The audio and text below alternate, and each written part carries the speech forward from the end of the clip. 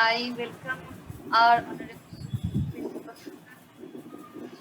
sir, our honorable resource person AM sir, and my colleagues and my dear students. Again, we are here on the occasion of organizing a webinar on the topic that is the making of a managerial state, a treatise to the genealogy of contemporary populism in India, which is very important topic today nowadays. Without wasting any time, as we are very eager to listen from our resource person, while inaugurating this session, I really want to have few words from our principal sir. Sir. Good afternoon to you all.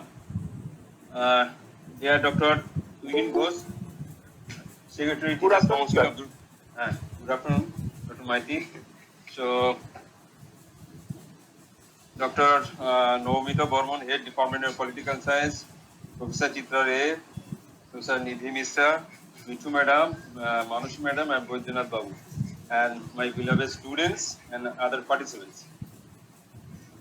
First of all, on behalf of the Durgapur Government College, I'd like to express warm or cordial welcome to all of you in this webinar. Today in this webinar organized by the Department of Political Science, I want to extend all you a warm welcome on behalf of the family. As I mentioned earlier, the COVID-19 pandemic has imposed an unprecedented crisis. All you are facing, and disrupted most of our work and daily activities, and we are going through this challenging or trying time. However, any pandemic can never shatter a teacher's concern for students and his dedication to always give something new to the young minds. This webinar is a similar initiative, and I appreciate the efforts of the faculty members for the same. Such webinars are essential to introduce our students to the academic community, and they will learn a lot through expert interaction. Overall, we should never forget that the educational purposes are derived from the constitution of our country, which emphasizes on the holistic development of our students. I would like to express my deep sense of gratitude and heartfelt thanks to our resource person, Dr. Asis Mistry, University of Calcutta.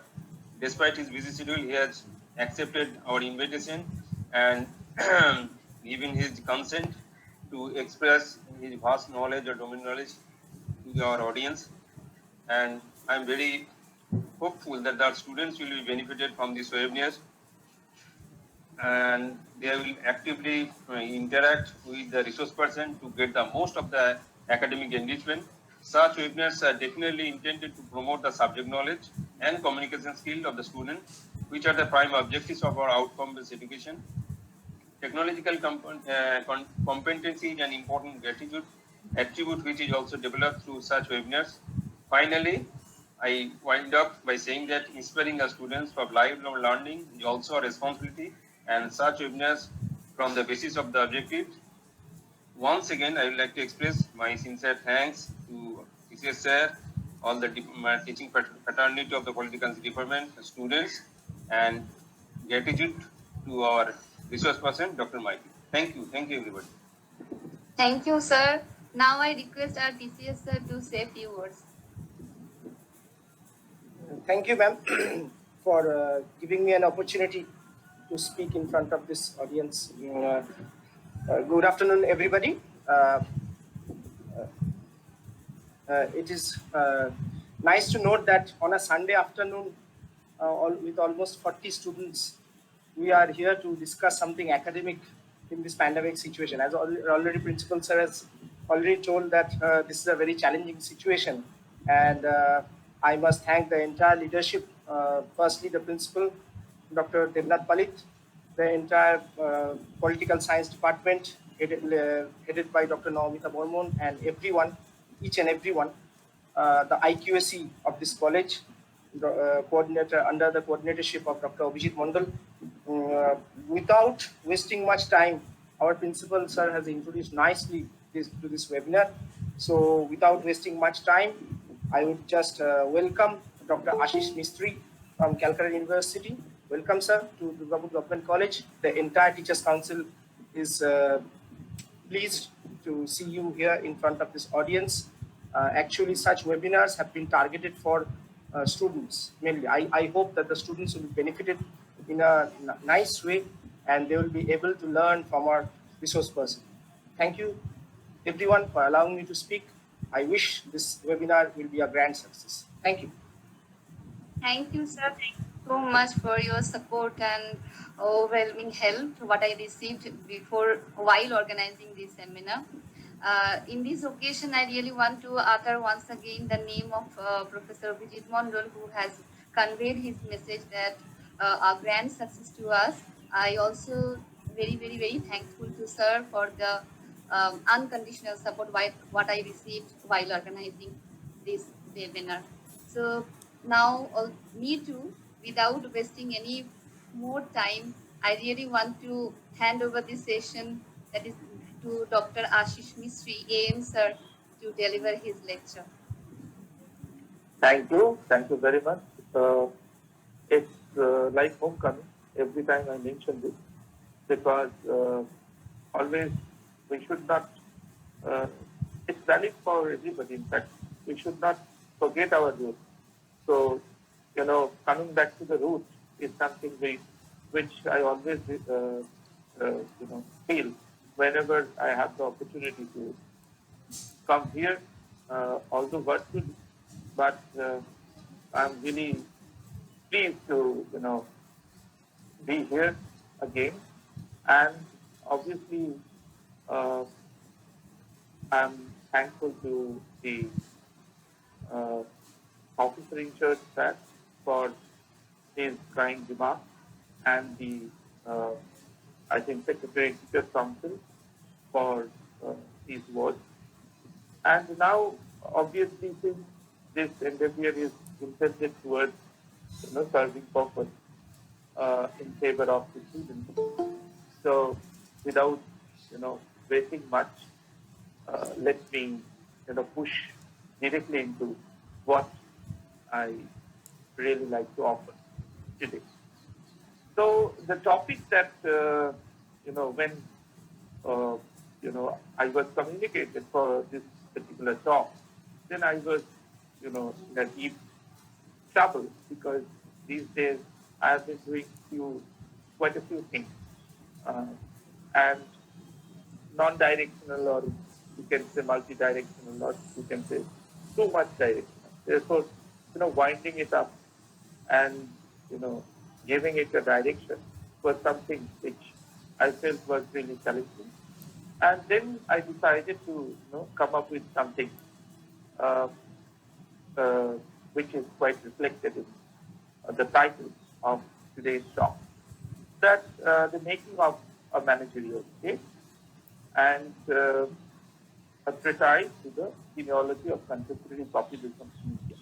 So you could see that what I thought of is that I tried to conceptualize or reconfigure, sort of reconfigure between managerial state or the making of managerial state and the contemporary populism.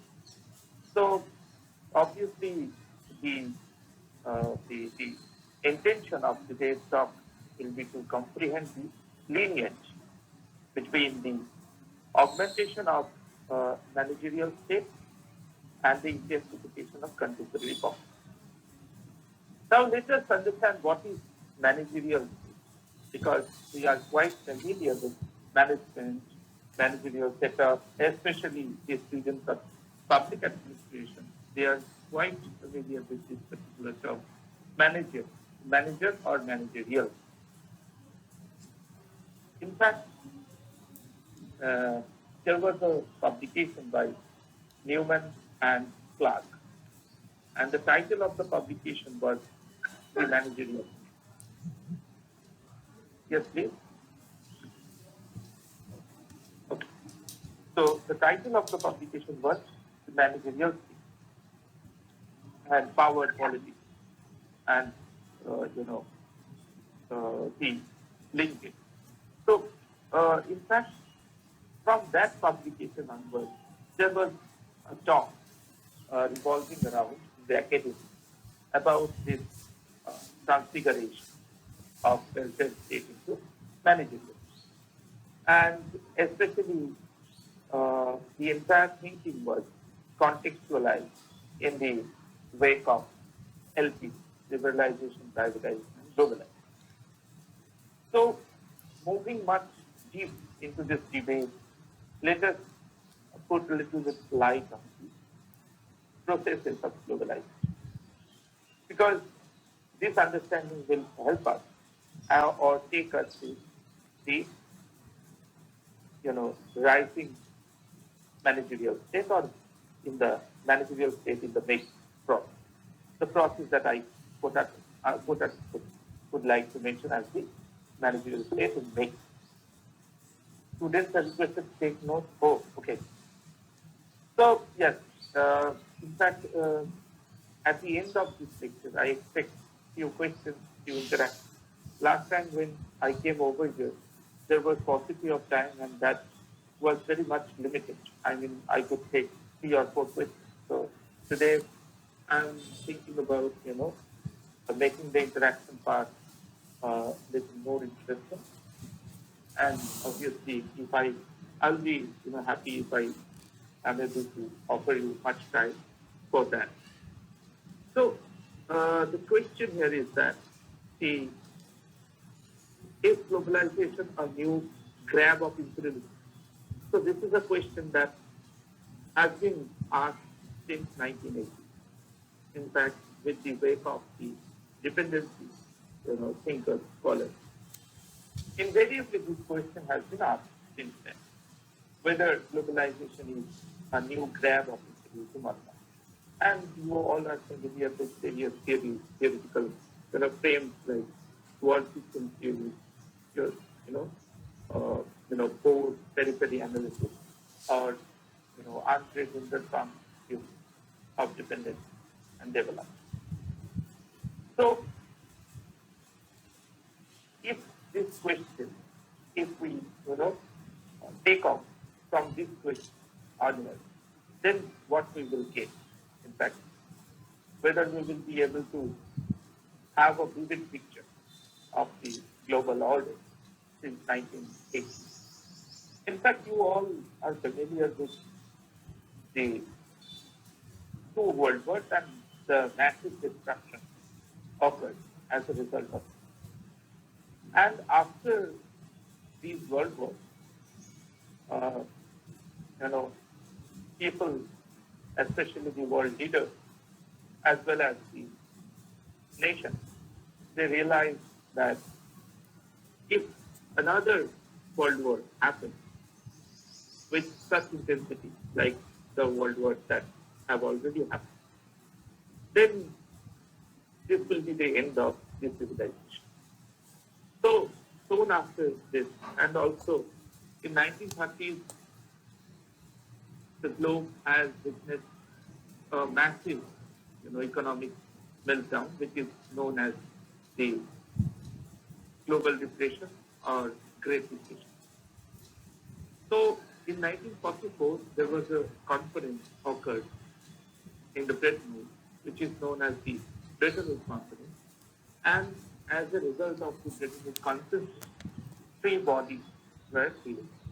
One, and in fact, since Keynes was the mastermind of this particular conference, and these 3 bodies, especially 2 bodies rather, and one was obviously a treaty, and GATP or GAP, and then 2 institutions like World Bank and IMF. These were created as a result of this, and these are regarded as the brainchild of Keynes. And the idea of Keynes was to offer a kind of safety valve kind of mechanism through these bodies, so that if there is another Great Depression, obviously these will be able to cater. So there was a sort of protectionist, framework that came out of this Bretton Woods Conference. But there was a twist in the story. In 1980s and 90s, 1970s and 80s, especially two world leaders. One was Roosevelt and another was Margaret Thatcher of Britain. They come up with new notions of capitalist accumulation. Why? Because, in fact, by 1950s, the colonization was over, and for the European powers, most of the European powers, especially Britain, colonization was, in fact, the prime mechanism for capitalist accumulation, because resource accumulation used to happen through this. And in fact, by 1970s, they could realize that, there now it is becoming really challenging for their economy to sustain. So for the sake of the sustainability and growth of their economy, they were thinking of a new mechanism so that capitalism, in a new mechanism of capitalist accumulation can be attained. And from this onwards, then they thought of why not, instrumentalize these three bodies, I mean two bodies especially, World Bank and IMF. And then what they did is that, in fact, you could see that the role of IMF and World Bank was quite passive in between 1950 and 1930. But from 1980 onwards, these bodies became really proactive, and they came up with structural adjustment program, and they used to provide structural adjustment loans to the emerging economies or developing economies. Because obviously the politics between 1950 and 1970 was marked by the high intensity of growth. And 1970s onwards, there was the drop in increase. Therefore, obviously, at the same time, the third world countries and the least developed countries, LDCs, they also, felt the urge for infrastructural growth and development. And that is why they were looking for loans for the reconstruction of their infrastructure and their market, and thereby they could attain some kind of a growth. So from 1980s onwards, LPG came, and then onwards it evolved as a global force, and these bodies, and in 1995 later on, in fact, gas was reconfigured into WTO, and now these are now three complete resonant bodies: WTO, World Bank, and IMF, and almost they control the capitalistic interconnectedness or channel of resource mobilization world over.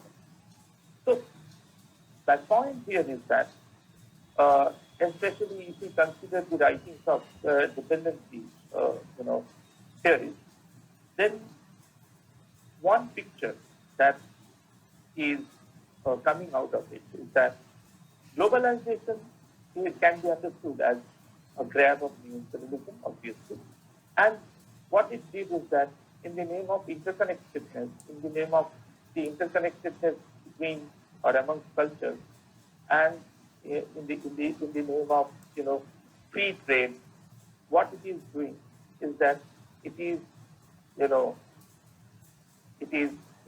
fostering the inequality around the globe, and that is why from different data, in fact from World Bank data as well, we got to know that the the the the gap between the rich and poor is widening up day by day. So what stands really is that globalization came in all right, and it came with a new project, right? And what it required is the change in the nature of to execute its plan of the expansion of a global market. So the global market can only expand to the extent that is wanted if there is a change in the state system and the nature of it. And you all know that from 1950 to 1978, the nature of state can be defined as the welfare, because it is the era of welfare.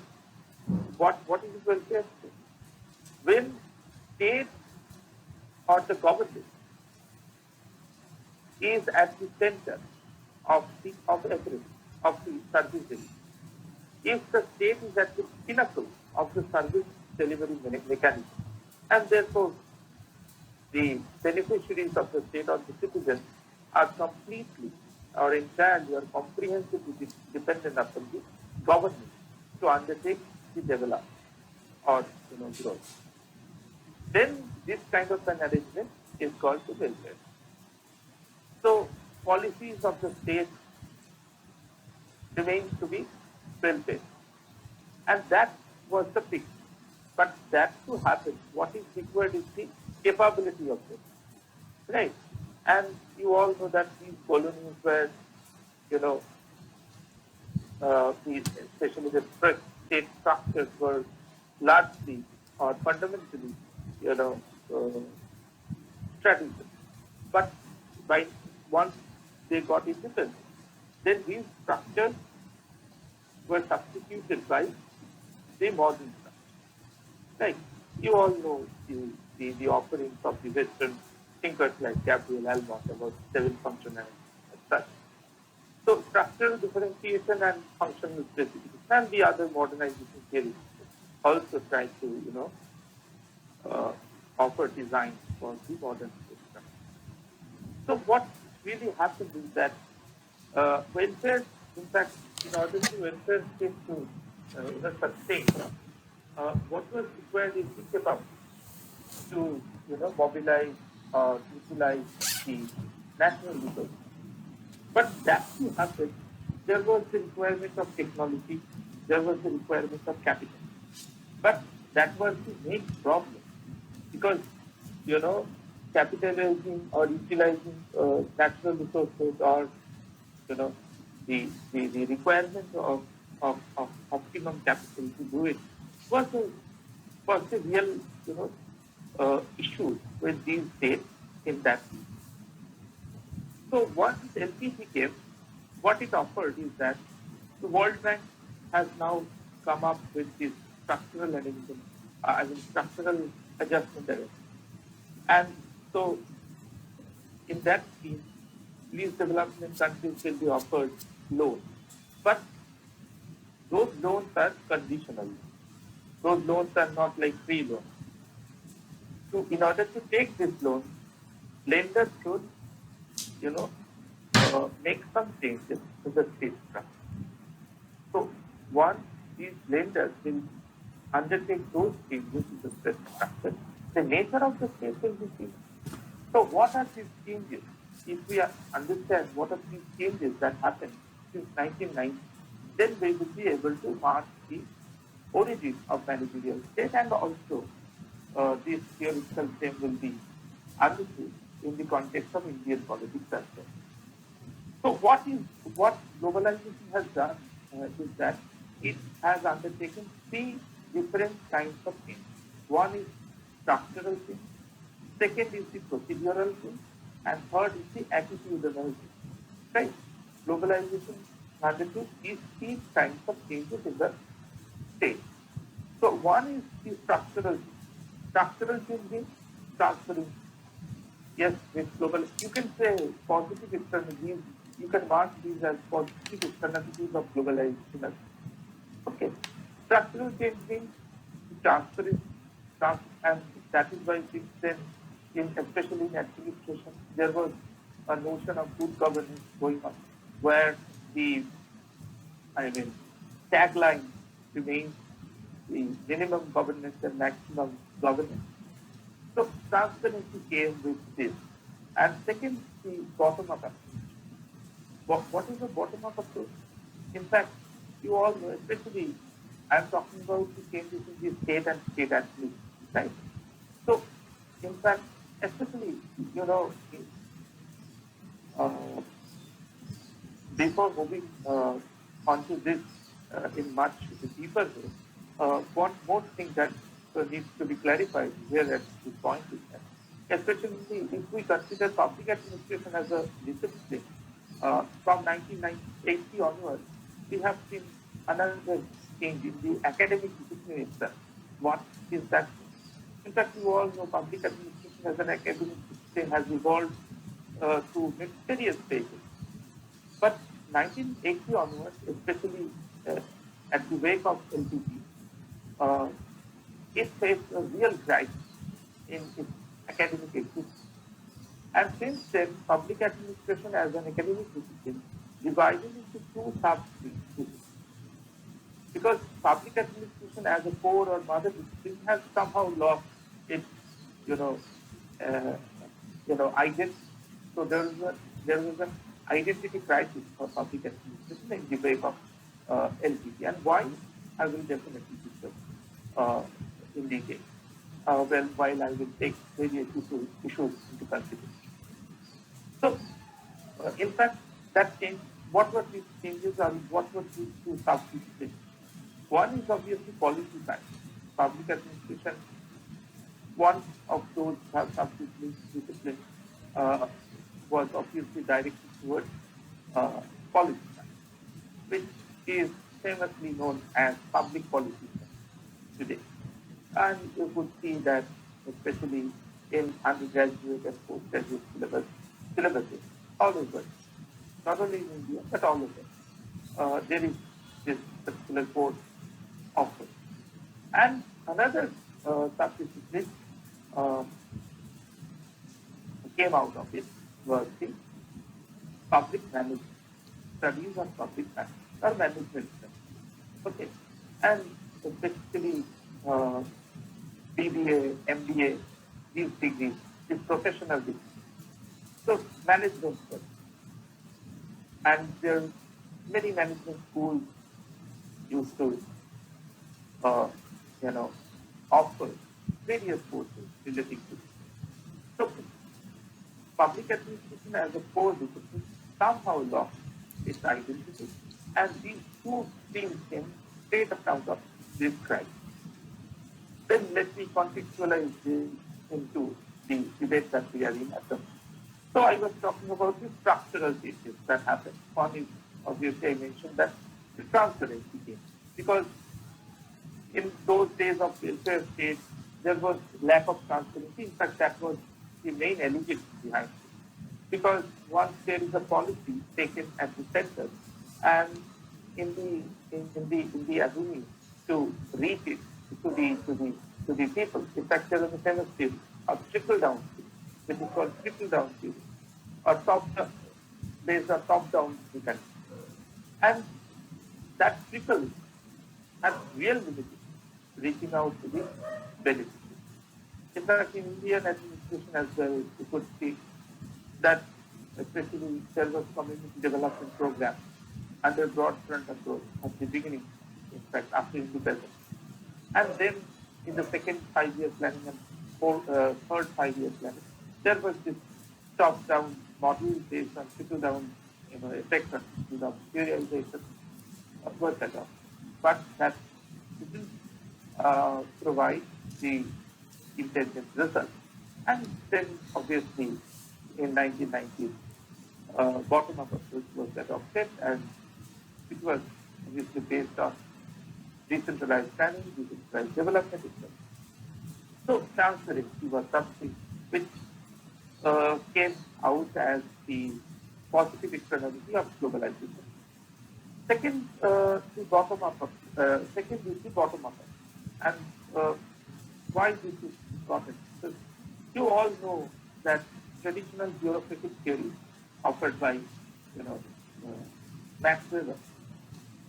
Weber, in fact, if you revisit the history, administrative histories of most of the countries in the world, you will find that most of the administrations are, designed after Brazilian model of action. There is the provision of division of work, there is the provision of specialization, there is the provision of top-down model, which is called hierarchy. Then there is a provision of unity of command, etc. But suddenly, once globalization came, this entire setup was challenged, and there is a new offering, and that offering is based on bottom-up, sort of analysis. And this is quite anti-Weberian by me, because now, especially in Weberian administration, there is a unity of command. So all the administrative offices, uh, in all the administrative offices, the staff are bound to be responsible for one person, who is actually pinnacle, right? But what came as the antithesis of this, there's three types of, organizational setup. One is network organization. Second is cellular organization. Third is virtual organization. What is network organization? Now, you could see, as a result of globalization, you could see that there is a linkage, there is a network between organizations. In fact, there is a networking between agricultural organizations and the industrial organizations, other tertiary, industrial organizations. Every organization within this space are interconnected. So globalization offers a narrative of interconnectedness, a notion of interconnectedness. So that happens as a result of the inception of it. Then cellular organization. Now organizations are working like a cell, right? Cell. It's not in earlier days with the welfare system, the boundaries of the organization when so much based on so much protection is given. Today it is not. It is based on openness. How just imagine our body cells, human body cells of our human body, how they function. Cells have their own, sphere of functioning or own autonomy. But these cells at the same time help other cells to grow. Right? So there is a cooperation with other cells. So all the administrative cells which we are marking at the moment, growth happens. So there is a cooperation between administrative cells, which was not there, which was not used to be there in earlier days, the welfare sort of state. And then virtual organization. Obviously, this I don't think this must be discussed. This must be discussed in more detail, especially in this pandemic. Why? Because, in fact, I am delivering this lecture through virtual. So we are virtually connected, although not physically. Similarly, now this principle has come as a result of greater technological advancement in the age of 4G, 5G technology. So we are quite connected virtually. So all the administrative bodies are virtually connected. Okay. And if you visit any particular website, you will find out links for the related website. So there is a virtual linkage happened as a result of this, which was not there in the Weberian sort of administration. Second, the procedural first change that happened, which can be marked as the procedural change, is to contracting out. So many governmental, functioning policies are, now leased up or contracted because there is a new model that came up as a result of this that is called PP, public-private partnership. Then for performance measures, okay, so like our teachers, for example, in colleges, schools, public organizations as well. Now our promotion to happen, there is career advancement. So there is the API calculation mechanism and others. So in order to have promotion, we need to fulfill certain criteria. So this is called performance mechanism. And in all private public organizations, this principle has been adopted. And therefore, this gap between public and private administration is, slimming down. And then there is quality, measurement or quality management. Then there is citizens charter which came as a result of this. Then attitudinal things. Some of the attitudinal changes that happened as a result of globalization. One is that citizen, centric administration. Then what is citizen centric administration? Because earlier days in the welfare state was the pinnacle of everything. So if every beneficiary had to depend on the state policy. So there was a planning commission for India. Right? So state is so the nature of policies taken by the state is obviously completely centralized. So state is at the center and state is responsible for what is taking. And there was little scope, very little scope for people to be involved in the planning and execution mechanism when we consider the state policy or public policy. And then there is another thing that happens, that is the role of the citizen. In fact, as I said, that state transformed from welfare state to the managerial state. Similarly, the people in the state welfare state was called citizens. So citizens now transformed into consumers. How? Because in the welfare state, the market was a kind of non-tangible market. So a kind of there from there on, now we have a kind of tangible market. So this transformation happens. And globalization, liberalization, privatization offers, because as I have already clarified that the motto of these processes is to undertake a global expansion of undertake the process of global expansion of market, right? So market expansion, because through that market expansion only, this new colonization can be fulfilled, or the dream of new colonization can be fulfilled. So consumerism is something which can be marked as the result of the transformation from citizens to consumers. So traditional client-customer relationship has now changed. And in fact, in earlier days, especially in the welfare state, the state, in fact, was responsible for everything, and state was directly responsible for it. So state was the direct provider in the service delivery mechanism. Now, state is not the direct provider. Now the market is the direct provider of service, right? Now we are, because now state market actually, right? The functioning of this trial changed, right? In the pre-globalization era to post-globalization era, the functioning of the trial changed.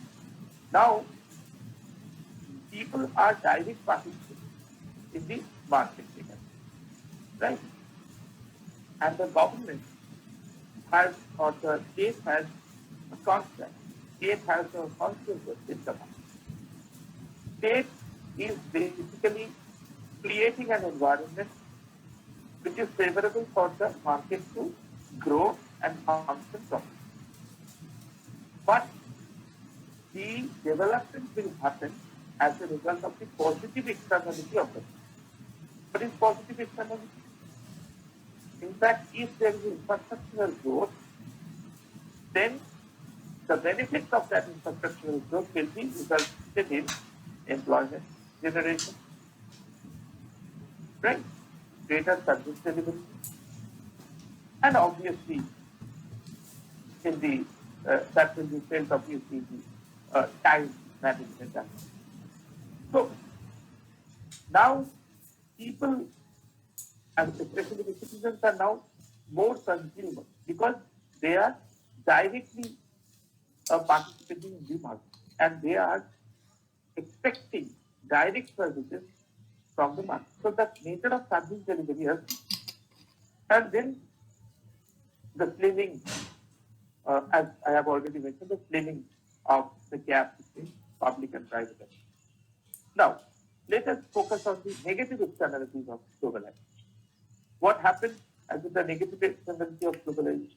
One is the diminution of state was better immunized in the welfare state because state was holding the authority. In fact, if I ask a question to a student that what is progress, he or she will reply promptly that state is internally supreme and externally independent. Okay, but today this internal supremacy is reconfigured, right?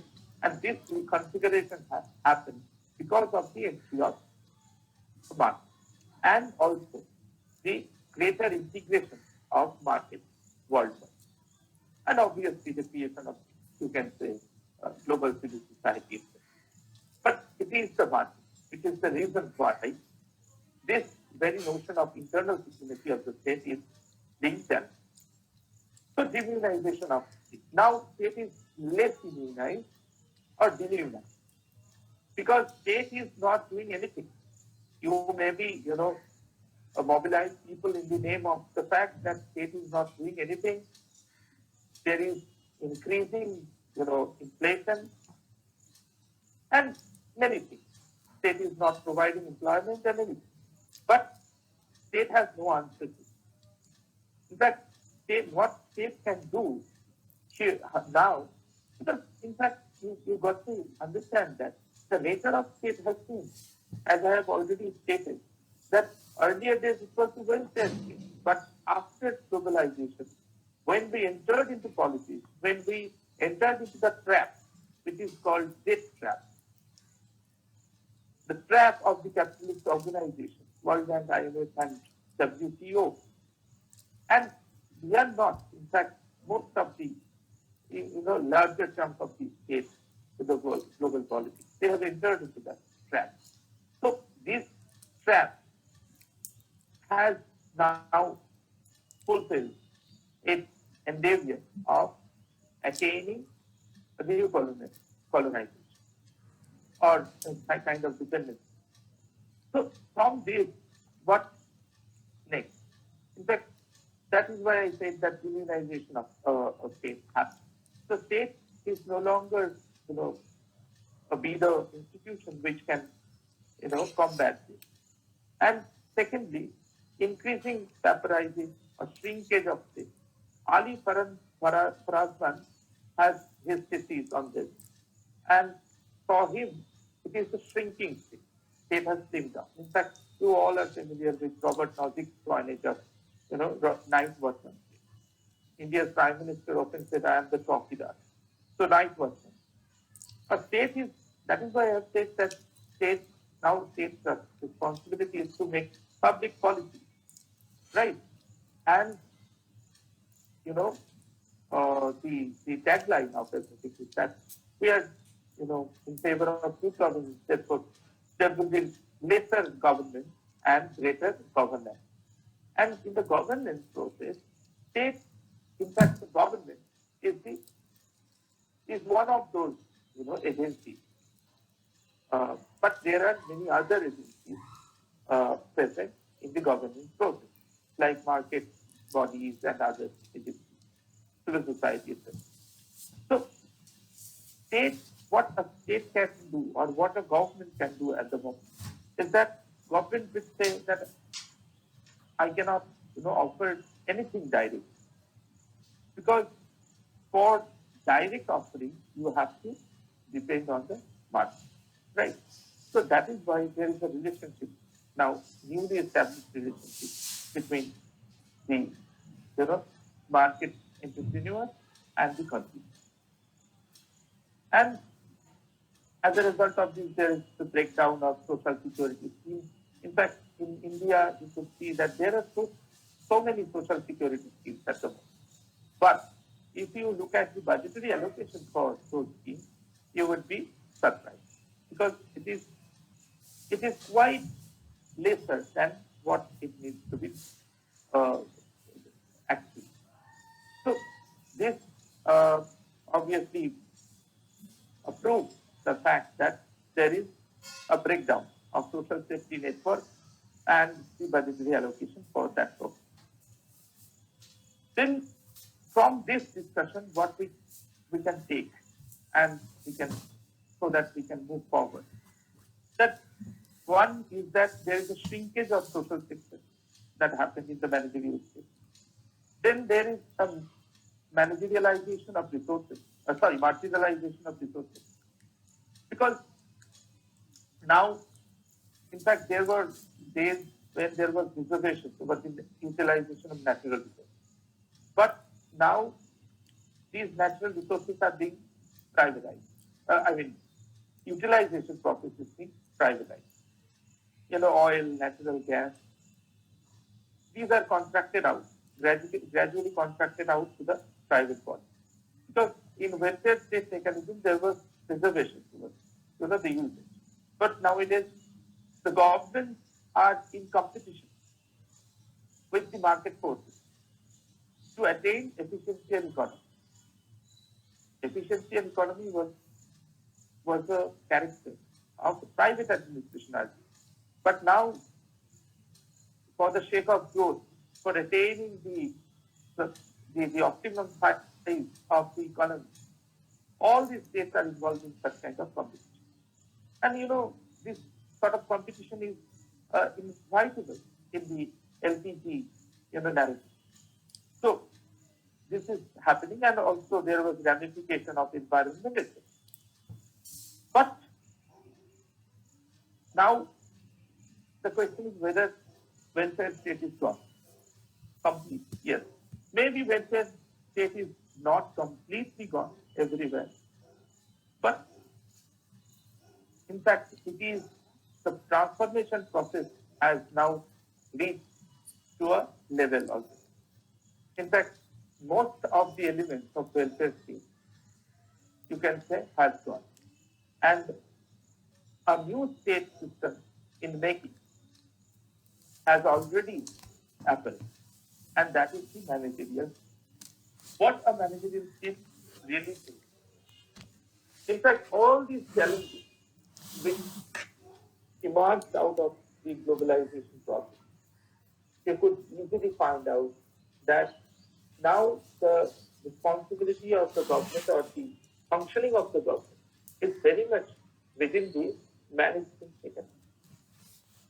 Which would be the best government? If there is a question that which would be the best form of government, or which would be the best sort of government, then the answer would be that the government which offers better management. So that government would be the best government, which would be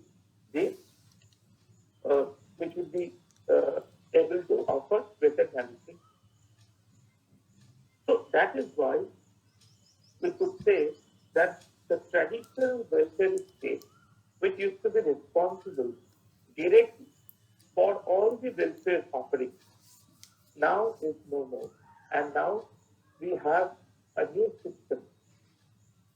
And at the center of this new system, there is a government, and there is a new expectation from the government, which is managerial office. So the functioning of the government is now limited within this management office. So what really happens as a result of this, if we sum up this into a particular phrase, then you can say a greater reinvention of government has already. So reinventing the government. So this is the point that I try to make, that reinventing the government.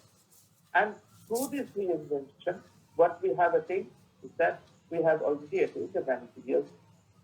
And why?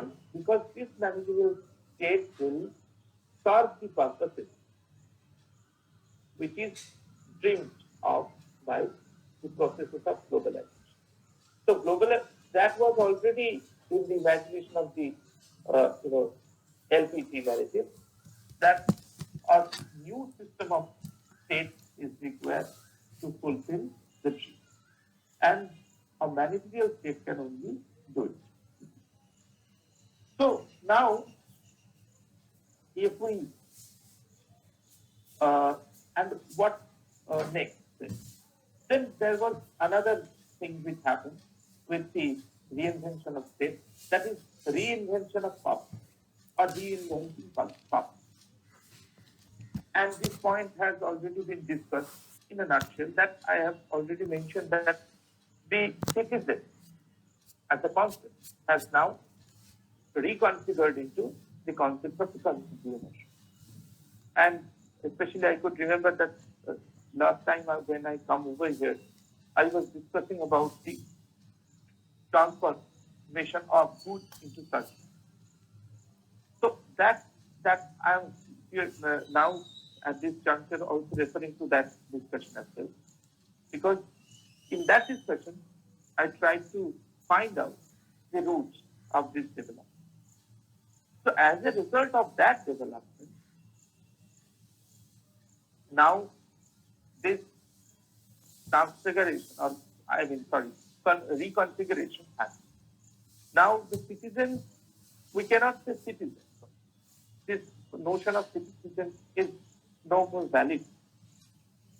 Consumers, because there are many processes that happen and that played a crucial role in this transformation to happen. One is obviously the commodification. And when globalization entered with its potential of technological advancement, especially in telecommunication market. Now, you could see in all social media platforms, there were many emojis available. Emojis. What are these emojis? Emojis are commodified versions of our emotions by the and many things, right? Heart and many things. So we could express our emotions in the form of symbols. So what really happens is that, and every time you are showing something, some emotion, every emotion or every emoji that you are using are counted, are measured. And since these are measured or counted, these have a real market value. Maybe you are unfamiliar with the market value of those emojis that you are using, but let me tell you, these have market value. So this is a classic example of commodity. So human emotions are being commodity, along with other commodities. Why? Because a growing market needs new commodities. A growing market needs new commodities. Why? Because new commodities always increase the demand. And as long as there is increasing demand in the market will grow. And whenever market is grown, then there will be horizontal expansion of the market will be made possible. So for the horizontal expansion of the market to take place, you need to have vertical growth of the market. And the vertical growth of the market can be possible if there is greater demand.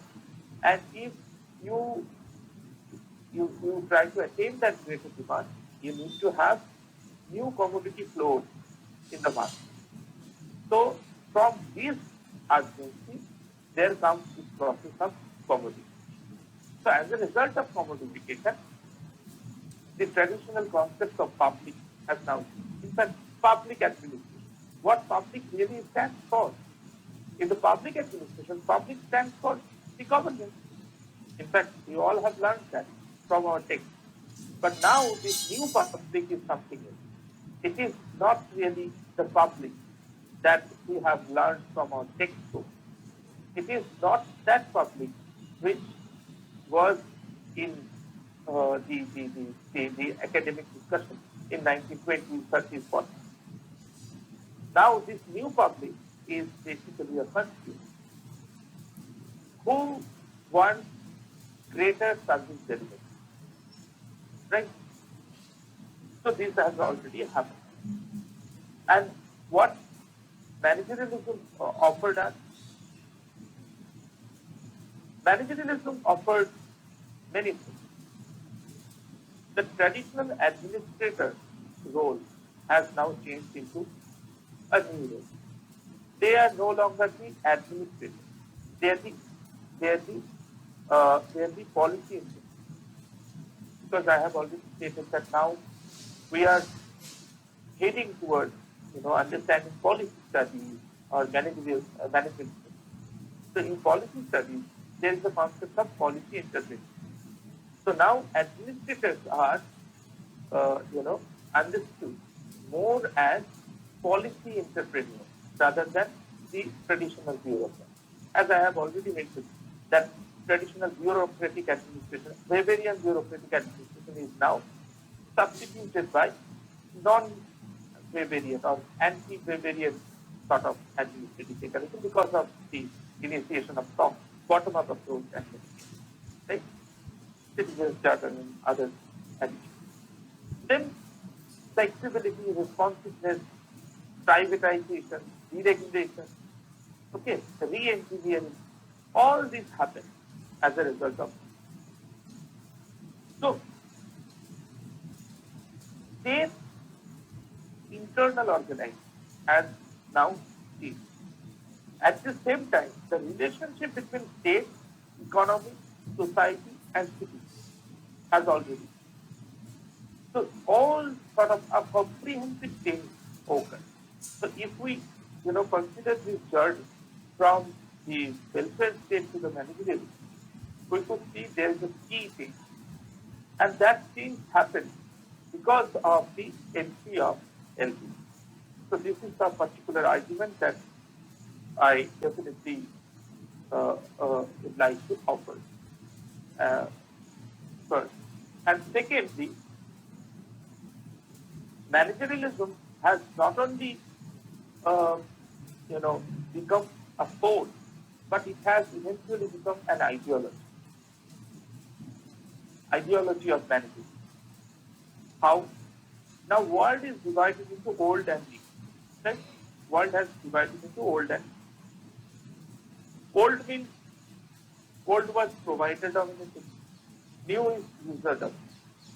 Old was a kind of welfarist arrangement. New was a kind of new welfarist arrangement. New welfarist means managerial sort of arrangement. Then in old system there was a cultural dependence. In the new system there is a cultural relevance. In the old system it was monopolistic. In the new system it is market.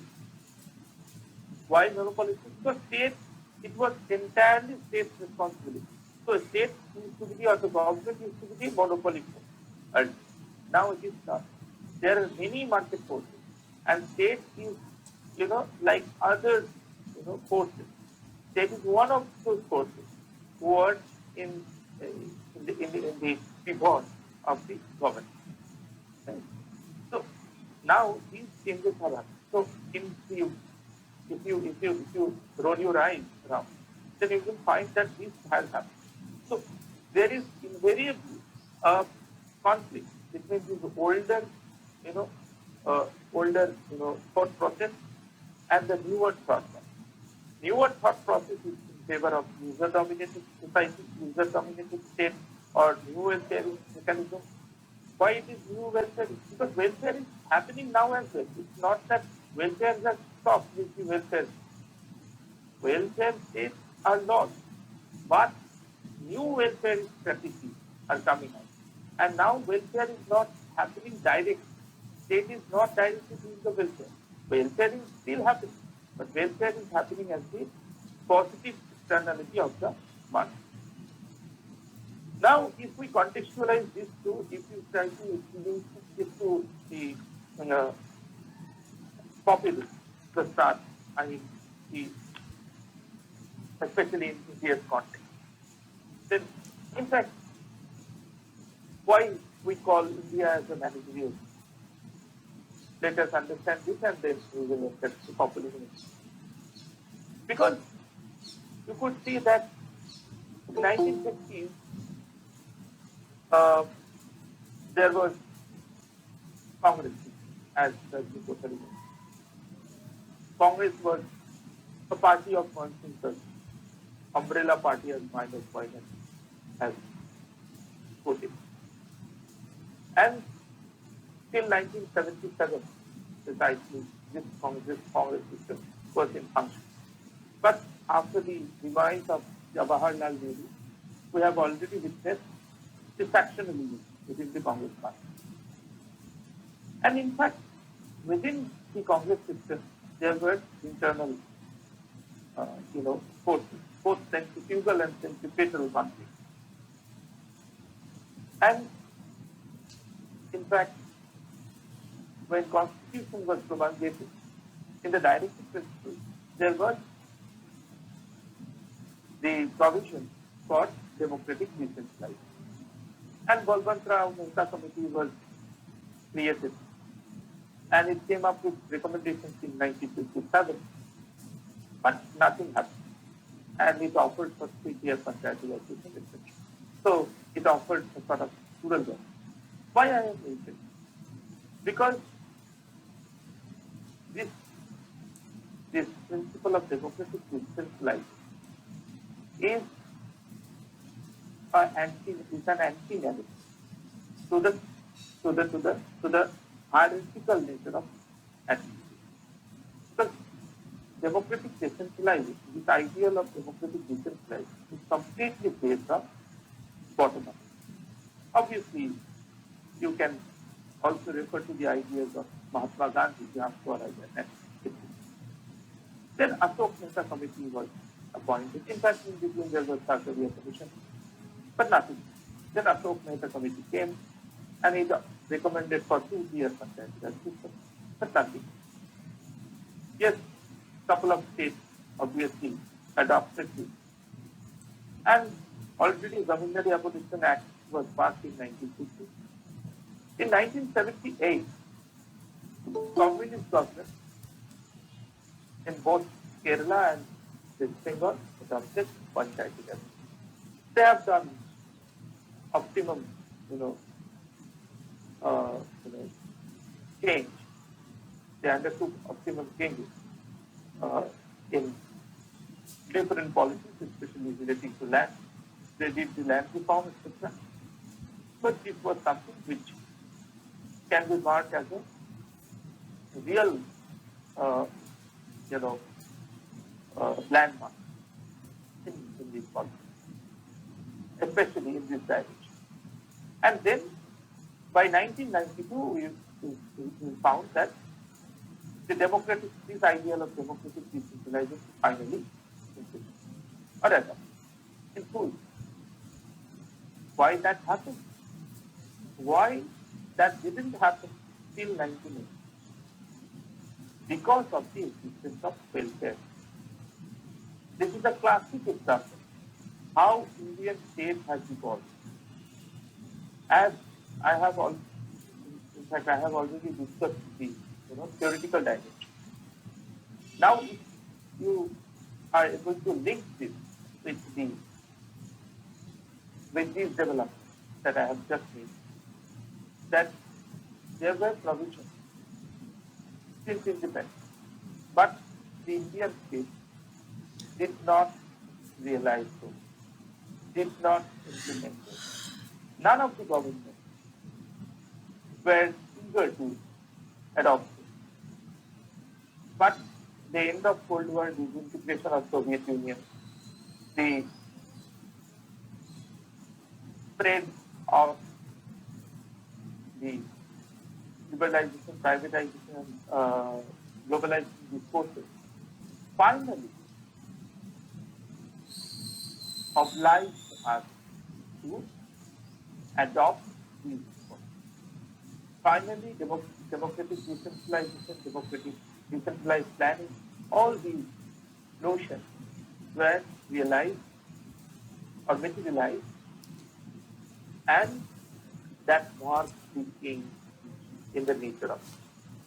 So 1980 onwards, especially 1990 onwards, this change is greatly felt. There was the entry of market. So many things happened. One is administrative change that happens with this. Then new economic policy was adopted. Then with this there was greater market integration, global market integration, and the interconnectedness, then advent of technology, especially in telecommunications, and all these comprehensively contributed in favor of this change to take place. Now, populism, there is why populism is connected to this and how populism can be connected to this and how this transformation helps populism to take the shape that it has taken today. In fact, especially in this part of the world, and what is unique about today's populism? In fact, you could see that there is a long history, mythological history of populism. In fact, there was the story of Persuram, who was a populist, right, to some sense, because his fight was against the Kshatriyas, and I think 23 times probably. He fought against them and he almost diminished the empire of Kshatriya. Similarly, great Ashoka, Chandragupta Maurya, all have their populist different. And then in the great Mughal empires and the Sultani empire, especially the Mughal empire of the birth, has a populist narrative or right. But if we consider modern populism in more detail, then we have to go back to the colonial history. Two processes started with decolonization. One is nation building, one is state building. With the Charter Act and other Government of India Act, we have witnessed that the institutionalization process started. And finally, the state took shape after independence with the federalism concept and then it developed. And still the state, and somehow we can argue that now Indian state has taken some shape. Similarly, there is a long history of nation building as well. And there was a popular, a nationalistic discourse in the colonial India, led by Indian National Congress. And at the same time, in fact, if you consider here the references of Parsi Chatterjee, then who obviously argued that nation and nationalism in this part of the world is a derivative. So whatever it is, after independence, the biggest crisis that faced, especially in terms of building of a nation, was that in the colonial days, British or the colonial force was the reason why we mobilized them. But after independence, what we could find that this common agenda or this means of solidarity is now lost. Because British are no more. They fled away. Now what to do? What would be the agenda of our nationalism? Look, if you go by the literature of Benedict Anderson, then Anderson argues that nation is an imagined community, both culturally as well as politically. So political imagination is attained, despite of very quite a few centrifugal and centrifugal forces. But independence is somehow attained, and a kind of political imagination of India is attained. But what about the cultural diversity? The shared cultural boundary? Indian National Congress or the Congress system as a whole played a part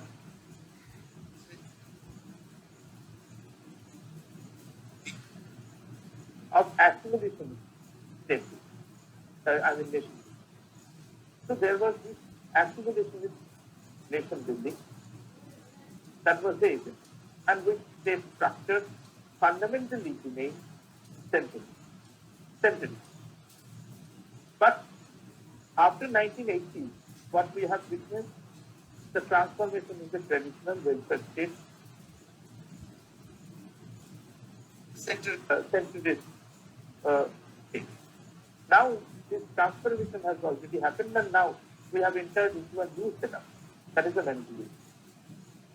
And the cultural bounds, in fact, market capitalism of this globalized market, always try to create a network between the shared cultural ideas. So, this is a completely different paradigm. The paradigm which was adopted and promoted by Congress system was basically assimilation by character. But the new paradigm that emerged out in the post-liberalization stage is the salad bowl paradigm, right? It is accommodation, not the assimilation. So that assimilationist nationalism is substituted by a new sort of narrative which is based on accommodation policy. And globalization, which is obviously compatible with the market forces. So that was the reality. So now the problem is that the state which has traditionally been assimilationist, especially after independence.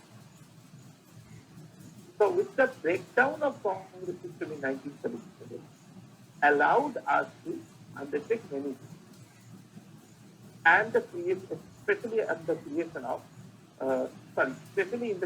of the accommodation policy at the bottom, which the junta government and many of the regional leaders, there is a common agenda of these regional leaders that there must be a federalization of politics, there must be greater accommodation for the local culture in the heart of the state, or in the heart, in the center of the state. So from this onwards, what we have witnessed is that there is another force that's coming out in support of the earlier. That is the rise of Hindutva politics and the rise of the BJP from 1982 onwards. So from 1982 onwards, there was a conflict between two different models of nation building. One is obviously the traditional sort of assimilationist kind, which was obviously offered by the Congress system at the beginning. Now, this assimilationist narrative, which was based on secularization of caste, right? And this concept of secularization of caste is offered by Rajni Kothari in Caste in Indian Constitution. Secularization of caste means secularization of social ideas. He was talking about, in fact, Kothari was talking about the modernization of studies, modernity of studies. In fact, he believes that every traditional thing is not bad. In tradition, especially when we consider caste and such socialization, there are two things. One is abstractionist and one is continuous. Abstractionist things should be casted, should be modernized. But these continuous things which are not abstractionist, which are completely cultural, should be retained. That was his idea. So he was in favor of modernization of caste, not the eradication of caste or annihilation of caste, right? So modernization. Similarly, Congress was thinking about the secularization of caste, and somehow there will be an assimilation. And if that assimilation happens, that has to be happen within the political imagination of India. So India as political imagination was the motive. But 1980 onwards, as a result of the transformation from welfare state to managerial state and the entry of globalization and many new developments. Now there is accommodationist politics happening on the one hand, and on the other hand, there is a new assimilationist tendency, which is based on majority-minority competition in the name of Hindutva. So this is another assimilationist politics, which is obviously in continuous building processes which are found in the European Union. Because all the European nations took shape in the name of that kind of assimilationist idea. Okay, so these are two forces that are happening now, together, simultaneously. But what is new? In fact, there will be many discussions, but I have very little time to finish. So, what is new today? But populism, what is populism then mean? Populism means that there would be mobilization of masses against the elite. So, if I question, do you think that is happening at the moment?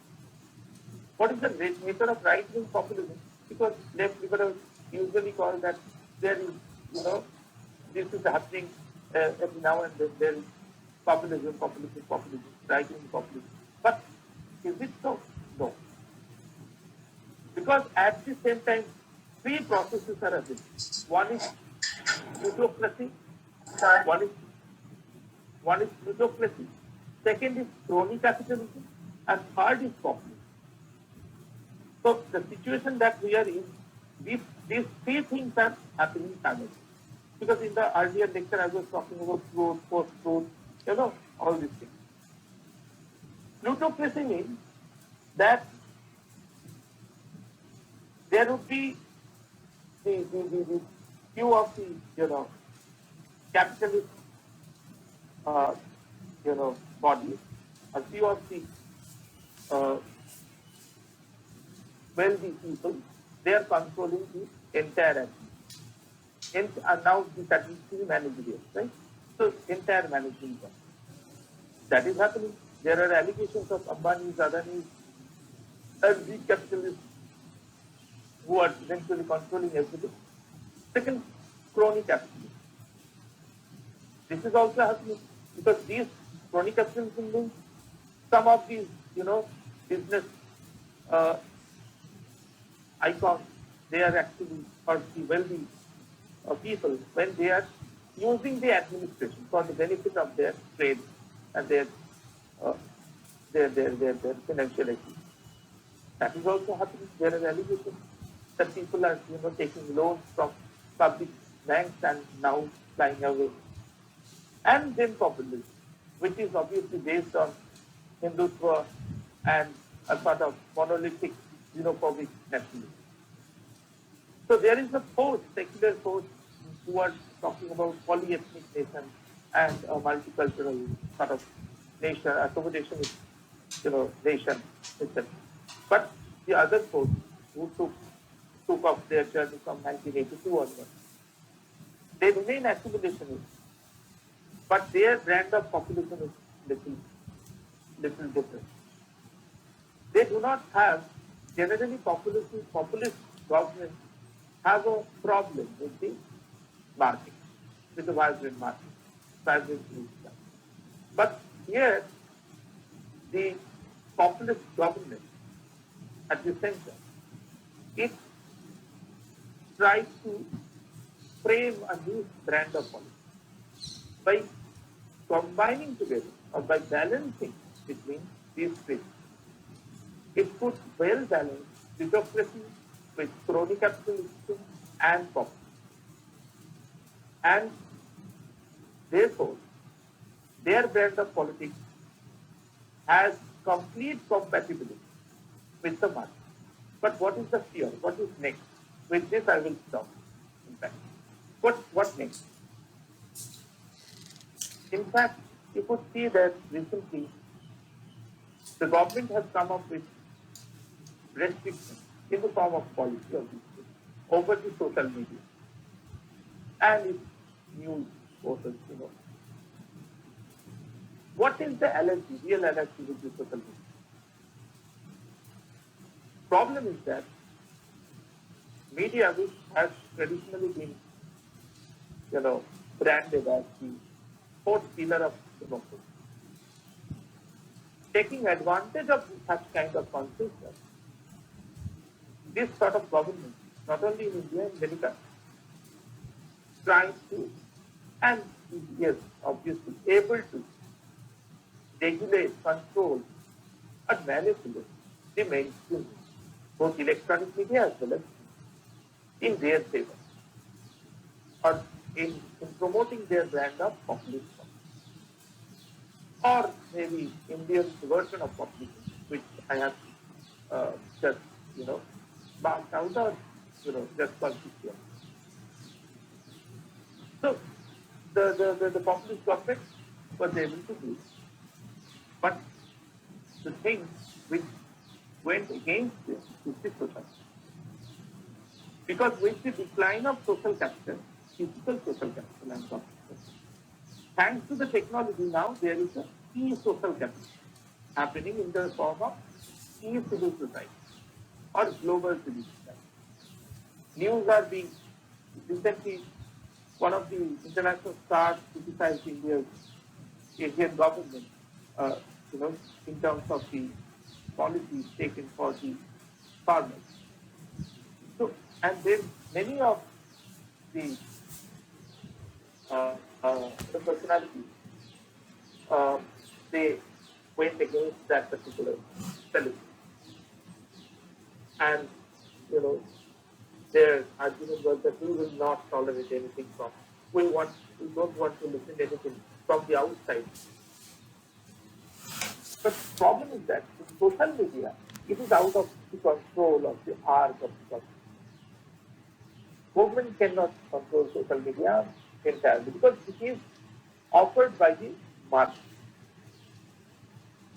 And traditionally, the consensus between state and market is that state will not intervene in the market.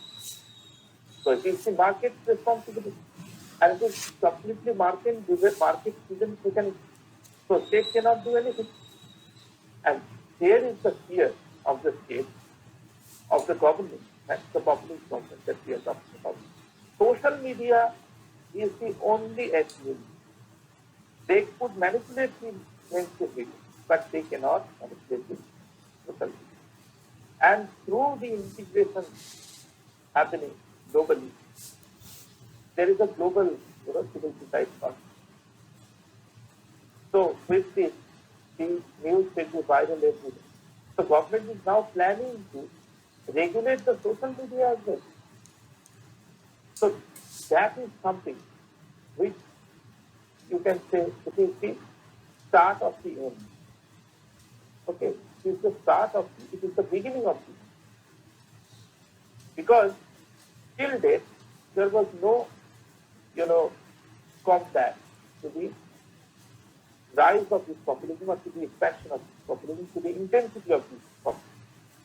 But now, when these populist governments, not only in India but everywhere, are facing a serious challenge from the social media, now they are quite,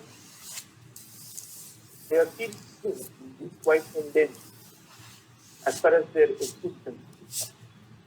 So this is something which, at the moment especially, we can, assume as the start of a new kind of or new, set of politics.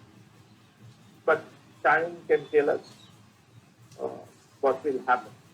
But obviously, so from this entire discussion, what I have tried to do is that I try to find the root of this transformation happening from welfare state to the managerial state, and then finally the consequences happen in the Indian politics, and why Indian politics has witnessed paradigm shift in 1980s, and then populism also came into.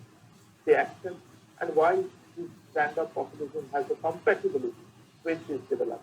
I have tried to, touch these issues. If you have any, comments, questions, then you can do it. I think, I don't know how much time left, but it's already free. I have already taken, more than 15 minutes extra. I'm sorry for this, but I'm available for your questions now. Thank you, sir. Do not need to be sorry. We are listening so carefully, and I'm really happy that you have covered your topic. Not only that, it is overwhelming because you all aspect associated to this topic, you already touched it, said it. More than that, more than the topic what actually stipulated here. So I'm really happy.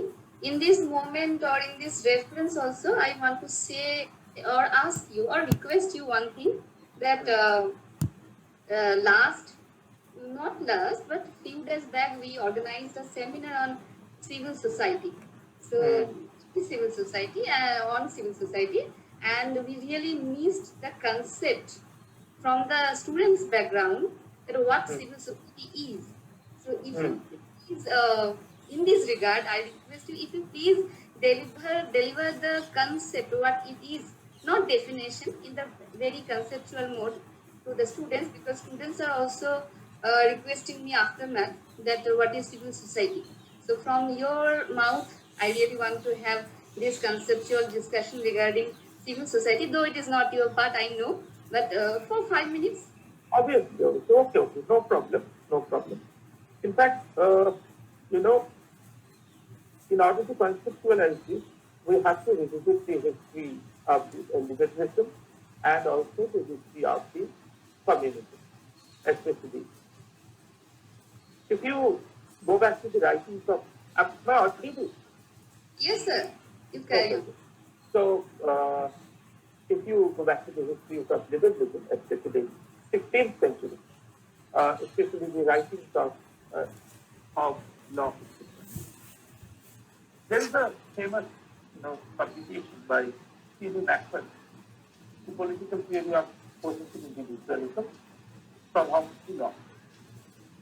In that piece, that person argues that the hidden agenda of both Hobbes and Locke was to offer a picture, or you can say a design, for the creation of a positive marketplace.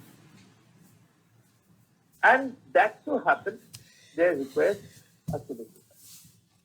And that is why both Hobbes and Locke started their political theorization, especially their political philosophy, from the state of nature.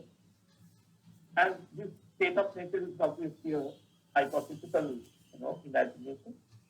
And from that state of nature, Hobbes designed it such a way that once people, especially, felt that the state of nature has become solitary, poor, putting nasty and thought, life has become really difficult, life has become violent, let us send off this and transform into a civil society. And Hobbes could not, in fact, or did not, you can say, demarcate between civil society and the state, because he took it invariably in the singular sense. But later on, Locke, in the two societies of the civil society, civil government, he argued that there were two treaties happen in this course to, enter into the modern state. First treaty was for the creation of a civil society, and the second treaty was happened for the formation of a government. So, the liberal thought, civil society is placed at the intermediate stage.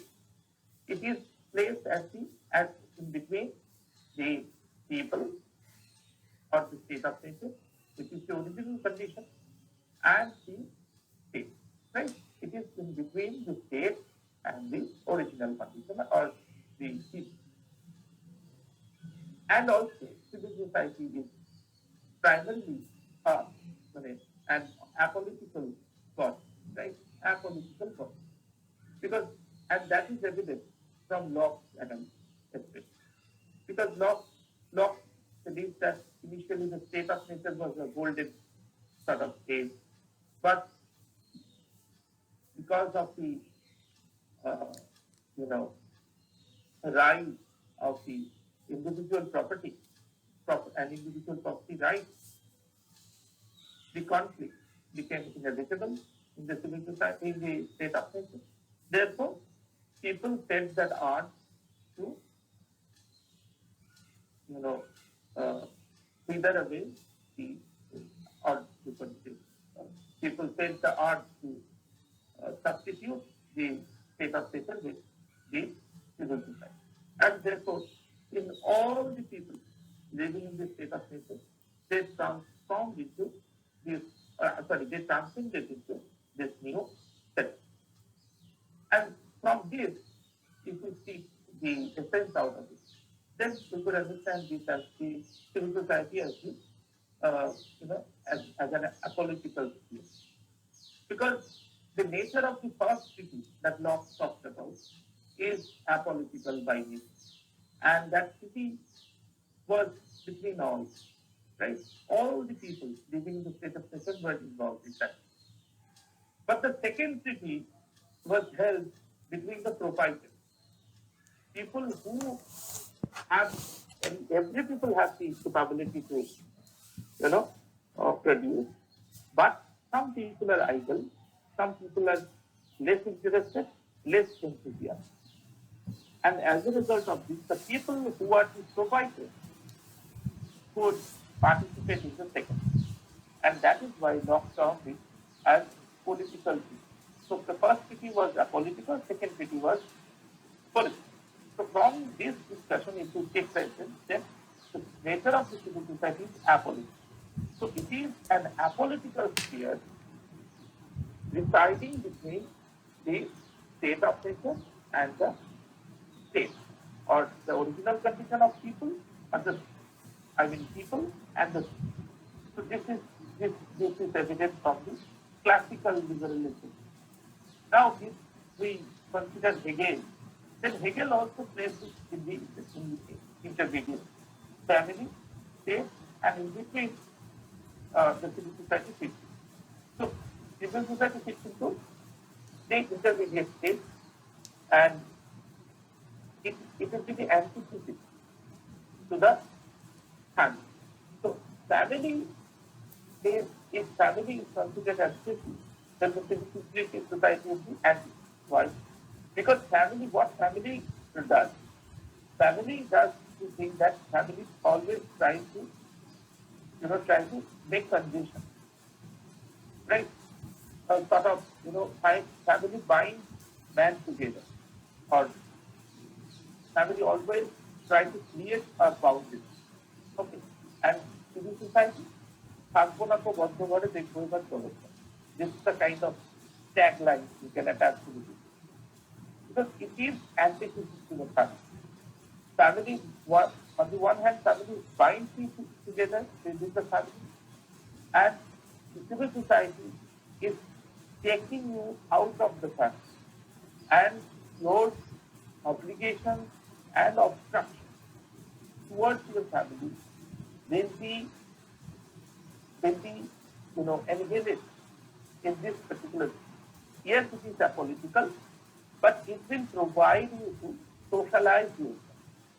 Family is your primary value, right? And it is creating a value. But civil society is based on the principle of openness. It is a free zone. It will provide you a network of communication with the other families, other bodies, other social values, customs. So familial custom has an antithetical relation with the civil society. And what about the state? State is the synthesization of it. State synthesizes both the values of the family as well as the civil society. That was Hegel's but Marx and Gramsci also believes that the civil society are kind of intermediate, setup, intermediate sphere. But Gramsci thought it in a different fashion, and he took it from Marx obviously. But Marx was not really clear about the conceptualization. In fact, Marx used that term civil society many times, but he didn't feel that urgency to do it. But one thing that we can take from Marx is that Marx believes that civil society is an addition to the capitalist mode of production. And Gramsci clarified it in more detail, considering the question of the, socialization, I mean, you can say, communism practice, first communism practice in Russia. Because there is inherently question that Russia, which was traditionally a feudalistic society, and within a year, in the name of October and July Revolution, it transformed into socialism. How is this possible? Because according to Marxist interpretation of this, there must be feudalism and then capitalism, and then there will be socialism through a socialist revolution. But Lenin, Stalin, they declared that now it is already a communism, I mean socialism in Russia. So he took that way into consideration. And Gramsci conceptualized civil society in such a way that civil society, in fact, in most of the European countries, Western Europe, European nations, socialist revolution didn't possible. In fact, it didn't make possible, right? Despite of the fact that there was greater working class mobilization. But somehow these forces could not attain a socialist system.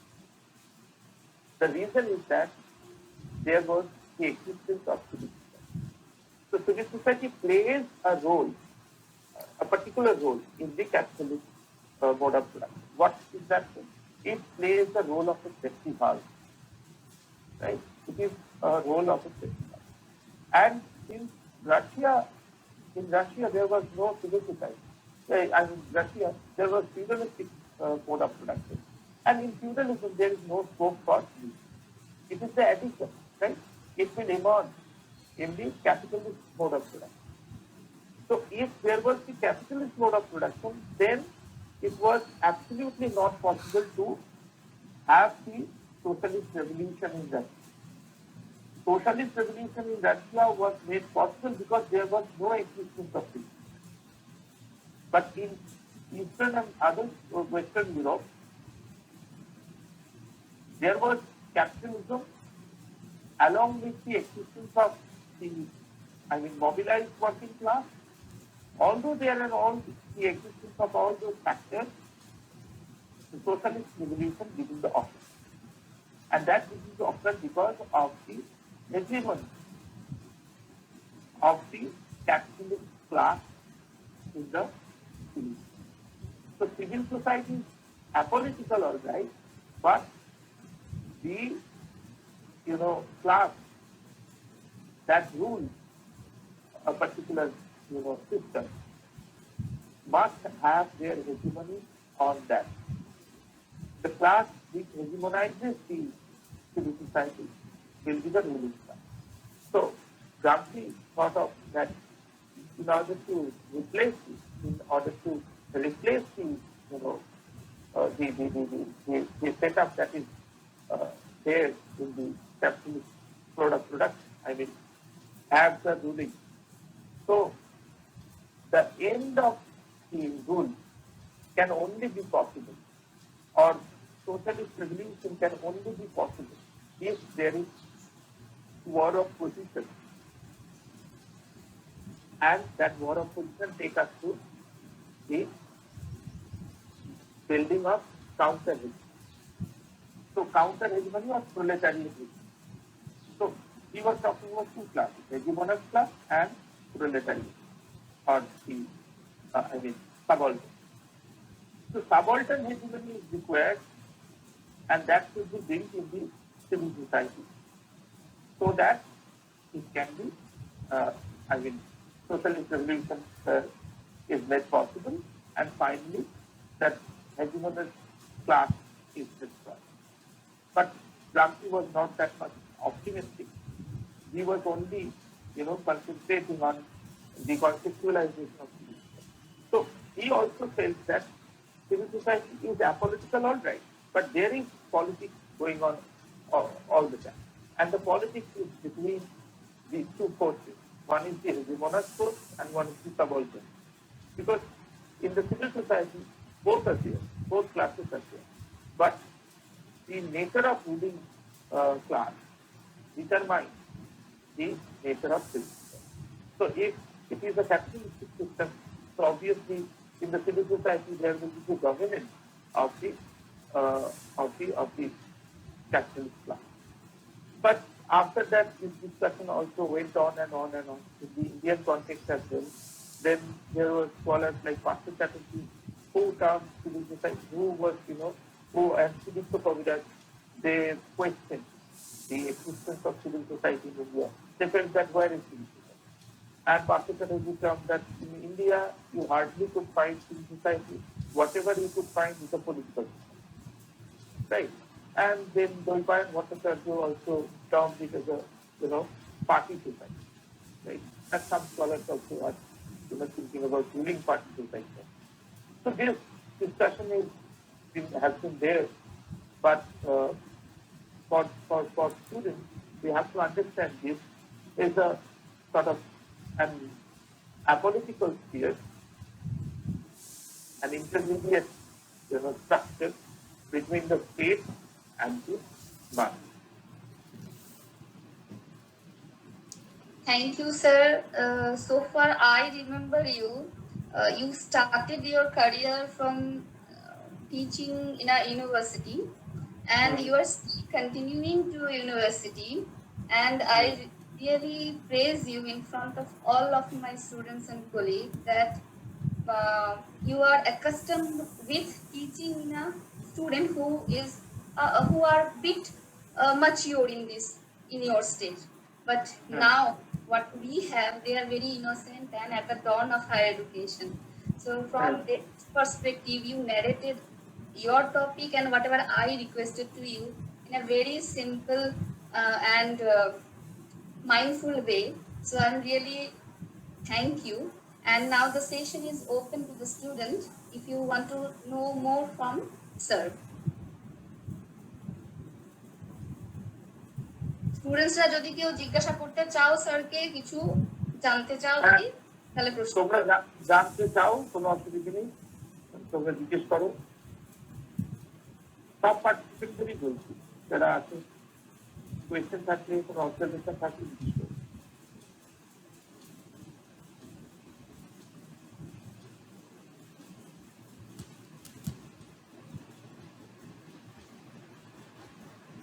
স্টুডেন্টরা সবাই শুনতে পাচ্ছ তো?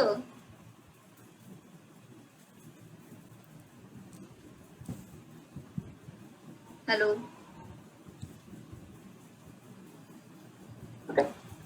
হ্যাঁ বিকাশ বলবে, বলো। শুনতে পাচ্ছি ম্যাম। হ্যাঁ হ্যাঁ বলো। হ্যাঁ শুনতে পাচ্ছ, হ্যাঁ ঠিক আছে। কোনো প্রশ্ন আছে কি কারোর? না ম্যাম, ক্লিয়ার। আচ্ছা আচ্ছা, হ্যাঁ স্যার অলরেডি যেটা ছিল সেটা উনি খুব ক্লিয়ার করে একদম এক্সপ্লিসিটলি বলেছেন, লাইন বাই লাইন ক্ল্যারিটি ছিল সেখানে। I also agree with you. So I think sir already delivered a very nice lecture. So no more question if there cannot be. Madam, I have a question. Yes, yes, you do. A very good afternoon, sir.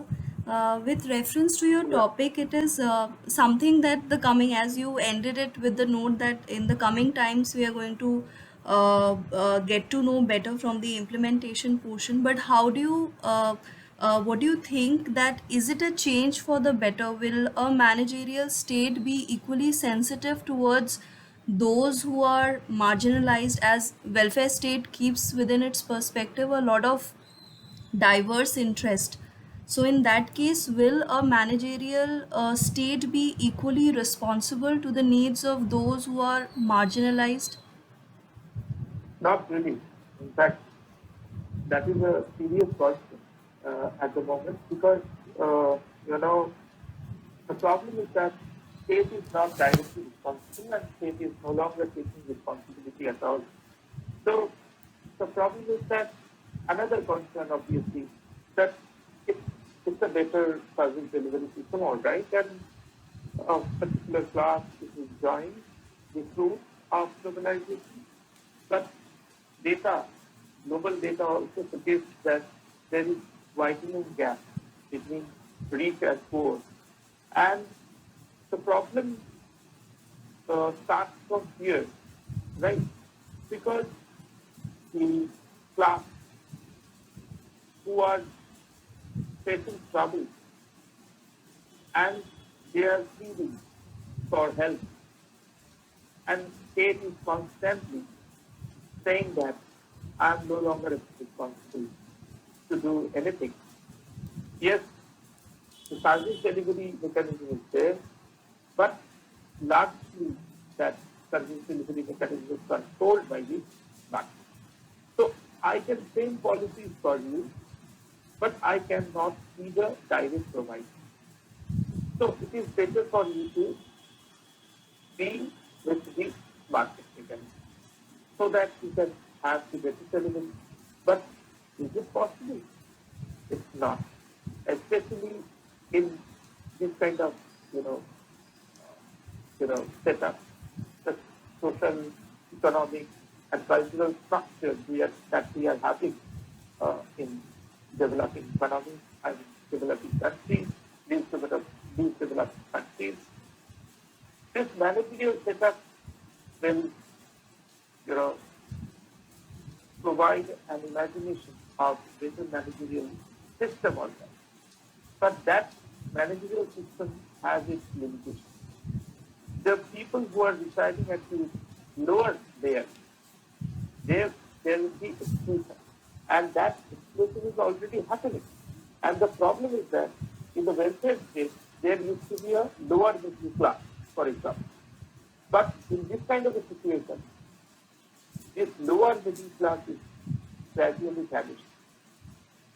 There are people who are living below the poverty level, and there are people who are at the middle class, and then there are people who are at the top.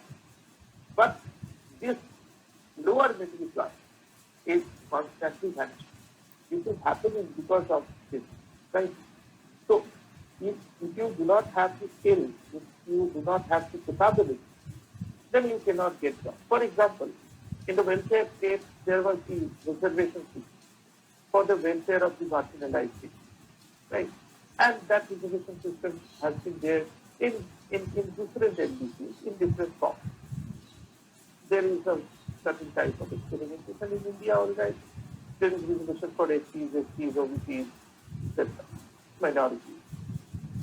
But now, in this kind of a managerial setup, what will happen? Do you think these, policies, welfare policies will, remain relevant? It's not.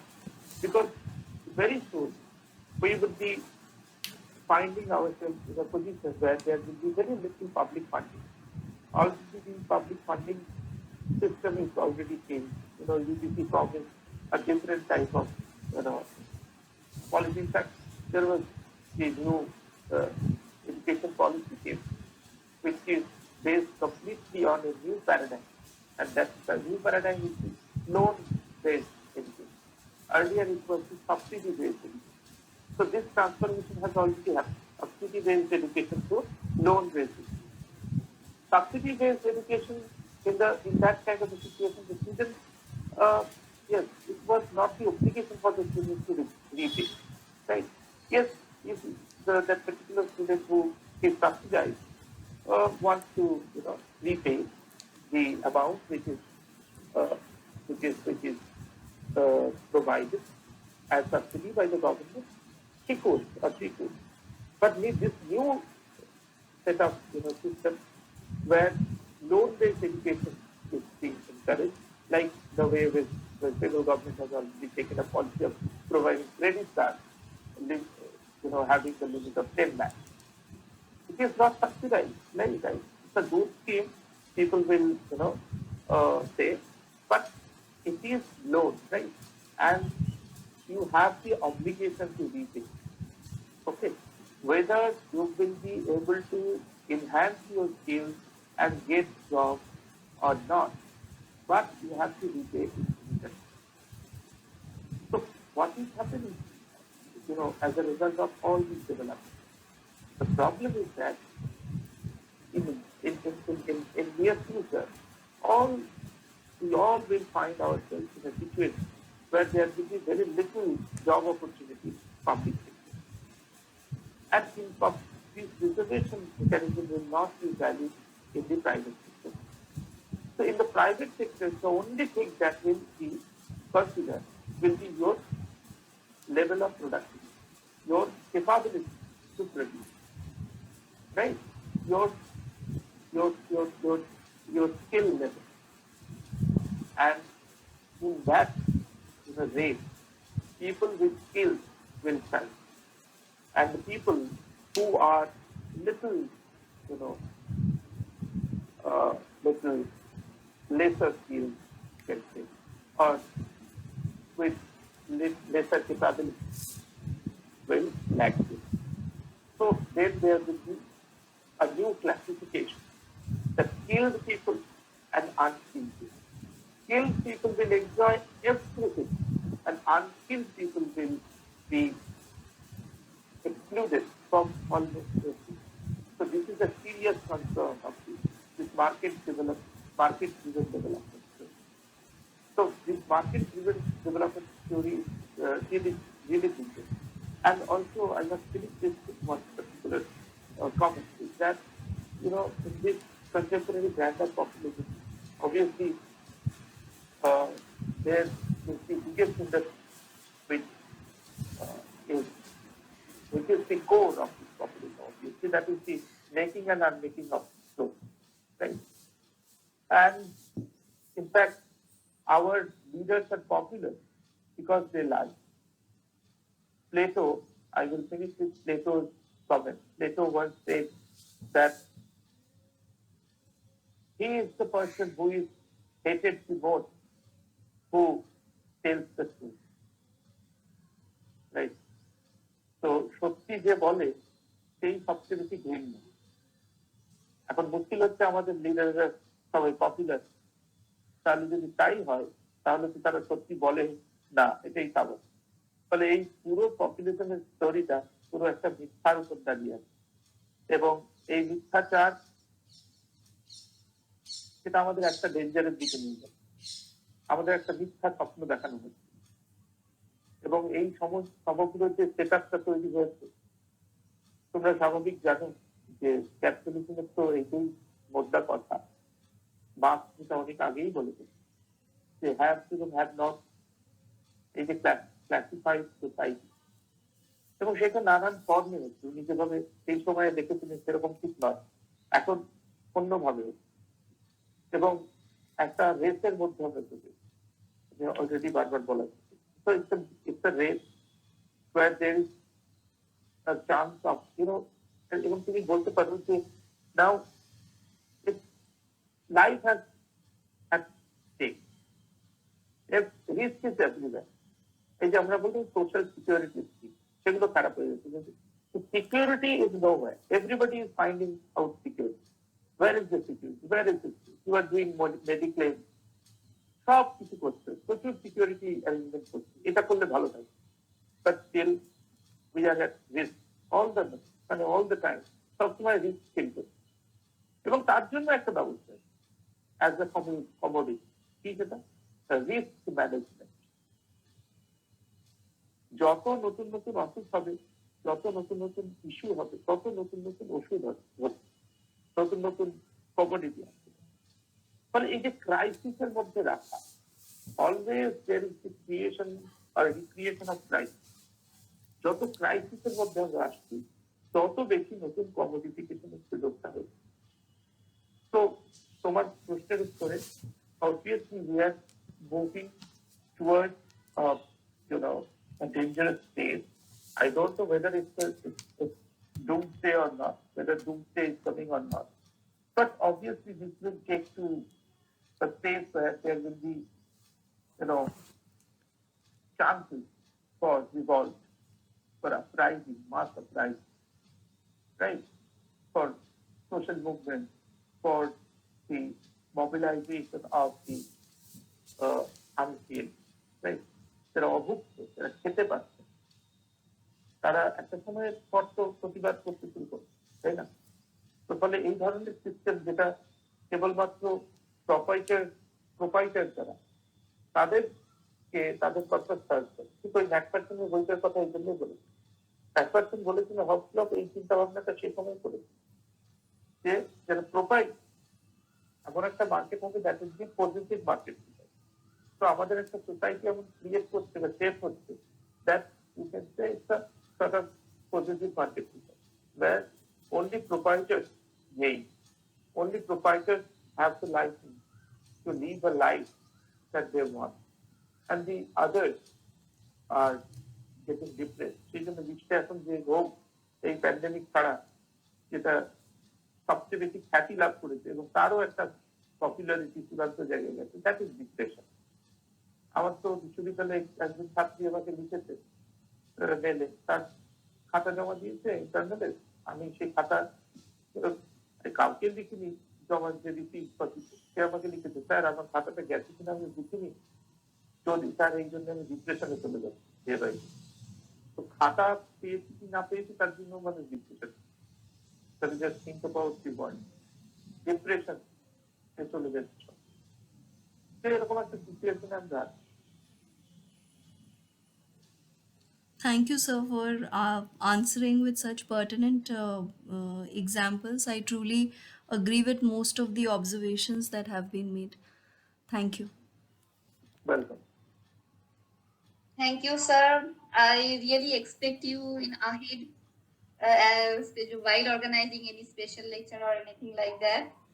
So I hope you will be with us. Obviously. I'm happy to be here. Thank you, sir. Thank you. Now I request Nidhi Madam to deliver a vote of thanks. It is a part of this webinar as ritual. So please, sir, 2 minutes more, and then it will be officially over. Thank you, madam.